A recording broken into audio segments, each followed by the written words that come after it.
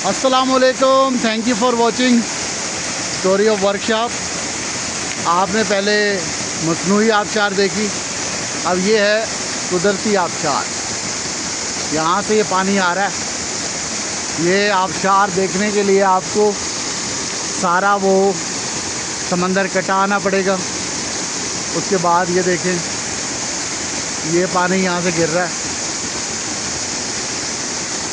पानी की आवाज़ सुने।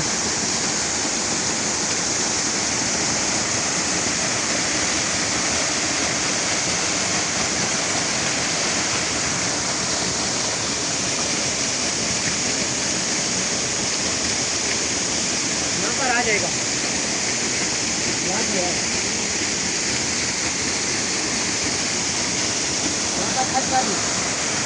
करो।